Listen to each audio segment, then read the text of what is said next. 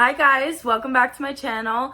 My name is Vana and today I'm finally not procrastinating and filming this video. This summer I've been taking to just enjoy some time with my friends, do things that make me happy because my mental health has been a little all over the place lately, if I'm being completely honest. So it's taken me a bit to sit down and really do this, but now I am. Due to my roller coaster status of mental health, I do end up missing messages and questions that I'm asked on various different platforms. So I thought I would compile a few of them and answer them here today. Let's get started. Question number 1. What is the moment in your life that you have considered it peaked so far? How old do you think I am? I'm only 20. No, but seriously, I am far too young to even consider any part of my life a peak. You know what I mean? I just feel that statement at only 20 years old when I have many, many, many years to live is kind of limiting and makes me feel trapped. And it's kind of like, is this the best it's gonna get? Which in reality, I don't think is true. Not for my own life and not for anybody else's life. Because if you really think about it, life is very cyclical and moves in different phases in different people's lives. So I don't think that you'll ever be stuck in one permanent best time ever, because I think that over time you'll have a lot of best times. I will say though that one of my highest moments as of the past year is definitely transferring to FIT and moving into the city. It's been a great experience. I have my own apartment dorm next semester, so I'm very, very excited to finally really be on my own. So I would definitely consider that one of the high points of this year. Number 2 is, how do you make friends in New York City? When I got this question, I did kind of laugh, and I'm gonna explain why. I am a very, very anxious person. I get really scared sometimes to talk to people, especially in person. And because of these built-in insecurities I've had since I was younger, sometimes it's very difficult for me to feel comfortable in in-person scenarios. So a lot of the time I feel the most comfortable through the screen or online. And yeah, that may be a little to say, but I mean, it's true for me at least. I mean, and I'm sure a lot of people can relate to that. And it's not that I'm not confident right now. It's just I'm still trying to learn how to do things differently than I'm used to. I have a lot of people that I'm cool with and that, I feel comfortable just talking to and all that stuff. But what I will say, there are a handful of people that really, really know me. And it's not like I keep it a secret, but there are only a handful of people that I feel super comfortable with. And I love that, I grew up always feeling the most comfortable having the largest number of friends. To me, that was security. And I grew up and realized through lots of trial and error with having a lot of friends, that I truly preferred quality over quantity. And approaching friendships that way has served me a million times better. I can't even tell you, when you start looking for the people that care for you the way that you care for them, and you don't accept anything less, you feel real love from the people that you're around, and it changes a lot. It really does. I get nervous to start conversations about a lot of different things. So there will be a lot of things that I'll want to say to somebody, but I'll get too nervous to say, so I won't start a conversation. But one thing that I always do feel comfortable talking about is compliments. To me, that's something I don't get nervous about, because the way I look at it is you never know what type of day somebody else is having. Giving somebody that compliment may be a highlight to their day. My anxiety kind of lessens that way when I think about it like that, because I also put myself in those person's shoes. If I were to receive a compliment, it makes me so excited. If I feel something's cool, I'm gonna tell the person that they look cool, I just think that that's a nice thing to do. Also, sometimes my gut kind of tells me and pushes me towards certain people. If I genuinely feel that, I'm gonna tell that person what I think. Don't make things up. Keep it genuine. Keep it real. I don't know how else to describe it. Giving compliments to me is just here. One thing with friendships though, that will either make or break them in my experience is holding true to yourself and keeping your boundaries strict. Like for me, I will not change myself. I will not minimize myself for anyone or for any cause. If you don't like the way that I present myself, that's totally fine. That's your prerogative, but you don't need to be around me if that's the case. Question number 3 is about what mantras and things that I've kind of been knowing and saying my whole life. So one day I'm gonna make like a full video about my spiritual journey, but one thing that I will say is that I grew up unself-aware. I didn't have much self-awareness until I was 18. When I was young, I would always see myself as a princess. When all of the kids in kindergarten were drawing what they wanted to be when they grew up, I made myself a princess because even from a young age, I knew I was that girl. You know, I always knew that. Ever since I was a kid, I would always kind of be like, I want to be famous. I want people to know who I am. I want people to know my name. Like, it was always that type of vibe. Even growing up though, I've always kind of had knowings that I, as a kid, shouldn't know. I would think about it every day. Depending on degree, like sometimes it would just pop in my head. Oh my God, I hear like a ringing in my ear right now. That's kind of nuts. Now as I'm older, it's like an active thought process. I always knew that if I wanted something, me wanting it and me putting in effort was enough for it to happen. I didn't think that I needed to do anything other than believe in myself and put in work towards that goal, whatever that may be. But now as an adult, I am 1000% by the law of assumption. There's a lot more to the law of assumption. I'm just kind of glazing over it because that's not really like the full thing I'm trying to talk about right now. The full thing I'm going to talk about is my method of manifestation. And one thing I will tell you before I even get into that, manifestation will not work for you if you do not 1000% believe in it. And that belief is like rock hard. Who cares if people think you're crazy? It doesn't matter. Because you know what? When you see those physical results, you're going to be like, oh, I see. And I'm going to be like, told you. I told you. Now we're going to get into the method of manifestation that I personally use. And that method is called the 3-6-9 method. Now, like I said, and I'm going to say one more time, no doubt you have to just be like, it's going to work. It's going to work. That has to be your mentality going into this. Number 1. So I'm going to show this to you guys on a notebook page right over here for visual learners. And you can also hear me talk about it for my audio learners. So first, the 3, right? That's the first part of this. You're going to start out by writing the person of intention for the manifestation. So I'm going to do an example one with you guys so that you can kind of see how to do it. So I'm going to write my name, Vana, 3 times. My handwriting is a little not great for this, but I'm just trying to show you guys. Okay, so next, 6 times, you're going to write what it is that you're manifesting. So we're going to do an example revolving around money. You can get really specific with it or you could be really simple with it. I'm going to keep it very simple just for tutorial purposes. So I'm just going to simply write more money. And it can be as simple as that. So I'm going to do the rest of this off camera. Okay, so here's the 3 and here's the 6. So step 3 is now complete. Step number 4. Now, this is the 9 part. So this is going to be the action of the manifestation. So we are going to write, so you can customize this as you please. I'm going to write increase bank account 9 times. And here it is. So this is it all written out. And I personally like to add my own little signature at the bottom. I suggest you come up with like your own. I do this at the bottom of every manifestation that I have and that I've written. I just put 3 little hearts because that's my little signature.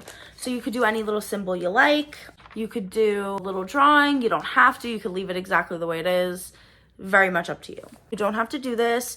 This will work just fine. This is something I like to do because I'm also a very visual and creative person. I like to visualize my manifestations. So like I'll close my eyes. I will picture them in like little bubbles and I'll like picture a space setting and it's the same every single time. I'll always picture like me pushing my manifestations out to the universe and like releasing them from my thoughts and my like taking them off my heart and just trusting and knowing that the universe will take care of them in due time. What's yours will never be kept from you. Anything that you're asking for that is for you, the universe will give that to you, all in due time. Question number 4. So, as some of you know, I used to work at Sephora. So, one of you asked me about my personal Sephora must-haves. Okay, so all of these recommendations are based off of my skin and what I do. So the skin type I have oily skin, I'm acne prone, but some of these products are good for all types of skin. Some of my products are also to prevent blackheads and minimize pores as well. So I just wanted to add that in there. If anybody's interested, I can do a full Sephora video of makeup, hair care products, and skincare products, as well as fragrance, all that good stuff. So let me know if that's something you guys would be interested in. My first recommendation, and this is great for all skin types, is the Youth to the People Superfood Cleanser. Now, that is my absolute favorite face wash on this planet. Your face will feel so fresh. I swear, it's the best face wash I've ever used in my life. Get it. Another great product for all skin types is the First Aid Beauty Ultra Repair Cream. Now, I love this product all year round. It's a very lightweight cream, super moisturizing, does not leave a heavy feeling on the skin, and I really, really like it. It's great for sensitive skin as well. The best lip products on the planet come from Laneige. I'm not lying. Literally, just try it for yourself. Any of their lip products, the lip masks, the glowy balms, it feels like what a butter gloss should feel like. It makes your lips so smooth. Even the gloss, it's not just cosmetic. It actually like genuinely makes your lips so hydrated and so soft. Oh, I love it. This one is pricey, but worth it. The results are beautiful, amazing, stellar, 10 out of 10. The Dr. Dennis Gross Alpha Beta Pore Perfecting Serum. Oh my goodness. My pores are so much better when I use the serum. I bought 2 bottles. I'm very frugal when I use it. I actually will like wipe it off. Like I'll wipe the little dropper off on my face to like use that as product. It is such a great buy. It's worth every penny and every drop. Question number 5, specific people that have influenced me. Right off the bat, I'm just going to credit my best friend, Lena. She is definitely the biggest personal inspiration in my day-to-day life. I love that girl so much. Lena, if you're watching this, you're my best friend forever. I adore you. You're my sister. Thank you for everything. Everything, everything, everything. When I first started my spiritual journey, I genuinely felt like Lena was an angel on earth brought to help me through my journey. Of course, that's not her only purpose in our friendship. Our friendship goes so much deeper than that. But during that time, she was one of the only people I could truly rely on and lean on, and who helped me get through this journey and get to where I am today. The first year of my spiritual awakening, which was from June 2020 to June 2021, that whole first year, Lena pretty much held my hand throughout my spiritual journey, which I am forever grateful for, because if it weren't for her, June 2021 to current, I've been on my own. Like, I kind of feel like I was like reborn. Like, I'm gonna make a whole separate video about this another day, but before I was like spiritually awoken, I felt like I was like just kind of getting tossed around in life. Like, I wasn't in control of my own life. I was at the will of everybody else. I was living for everybody else and not even for myself. And it wasn't right for me. And I needed help on this path. And she was able to help me to measures I can't even describe. So thank you. Thank you. My next biggest inspiration is 1000% Lizzo. And I love Lizzo to death. As a kid, I always looked for somebody like Lizzo to be in the media and to have the public light. And I think that she so deserves it. I love what she stands for. I love who she is. I love that she's fearlessly herself. And she taught me that you don't need to fit the typical beauty standard to have the right to love yourself. Like, fitting a beauty standard does not mean you automatically get the right to love yourself. Everybody has that right. Not just because you look like this, or you act like this, or you are this person. Everybody has that right to love themselves, and everybody deserves to feel good about themselves, no matter what you weigh, what you look like. It doesn't matter. I don't care what anybody says, and you can fight me on that to the death. The next person that has inspired me is Drew Afalo. I love her. She is one of my favorite people on social media. I see her on my For You page and I fangirl. I get so excited. I absolutely love her. I am not overreacting with a lot of my experiences with men. Like, she kind of helps me realize and feel brave enough to use my voice and to kind of call out when things are wrong. And if I see a man doing something he shouldn't be doing, I shouldn't be afraid to say that and to be bold about that, because it doesn't matter who you are. If you're being shitty, you don't deserve to get a free pass. Question number 6 is what motivated me to start my journey. So first, I just want to state that it has always started as a mental journey. I started my mental journey. The process began in January 2020, but things didn't really click for me until June of 2020. It was a few months of a process to really get me in the headspace to start that mental transition. I realized I didn't know myself, and I would struggle to answer when people would ask me about myself, and I knew that that wasn't normal. I was like, well, that's an issue. I don't even know what I like or who I am, and I should probably figure that out. And that's what I did. I swore off relationships. I dedicated myself to solely being the focus of my life.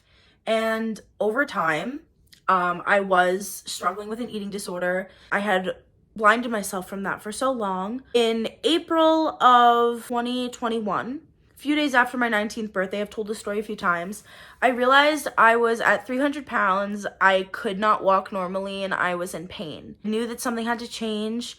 I knew that the change wasn't because I didn't like who I was, and that was always what I was trying to avoid. I never wanted to do it out of hate. I only wanted it to be out of love. It was going to be something for myself and something that I needed to do to help me and no one else. I actually love my body type, and I don't think I would be happy with my body if I was smaller. I want to be curvy. I love being a plus size woman. I don't need to say anything else more than that. I just do.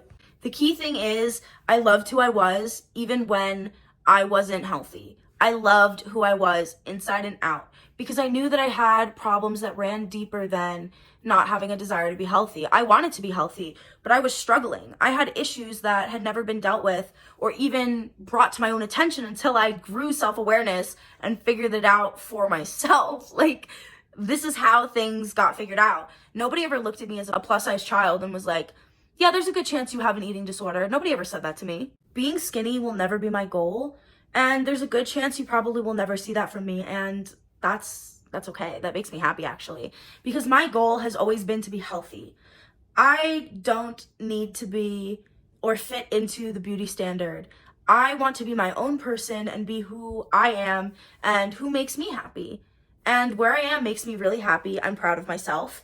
And if along the way I decide to lose more, then I'm sure that the appropriate steps will be taken. But the truth is, when I am in losing weight mode, I am very, very, very prone to my eating disorder habits. And I am not in a place to put myself back in danger when I'm not trying to turn back the clock. I'm trying to move forward. So the main answer to this question is what really inspired me to do this for myself was because I loved myself enough to admit that I wasn't healthy, not because I was plus size, but because I wasn't taking care of myself and not giving myself enough balance. I was letting myself and my eating disorder take me over, and I wasn't giving myself a chance to fight back. And I knew that I needed to love myself enough to fight for my health and get to a place where walking wasn't uncomfortable. Question number 7 is, what goals do I have for this year? So as some of you know, I am a design student at FIT. As you could see the dress form in the reflection of the mirror. I'm gonna be really honest with you guys. I'm not that good at the physical design aspect, but if you ask me to come up with some really sick clothing concepts, I can see them in my head like this. That is part of the thing with me is I don't have much technical training or experience, but I have a lot of artistic experience. I actually did not do the best this semester at school. There are some classes I have to retake, and that is not a normal experience for me. My mental health was really suffering. My first semester back to school after taking a gap year was very hard for me, especially with the work that FIT gives. it's very difficult. I wasn't prepared for it.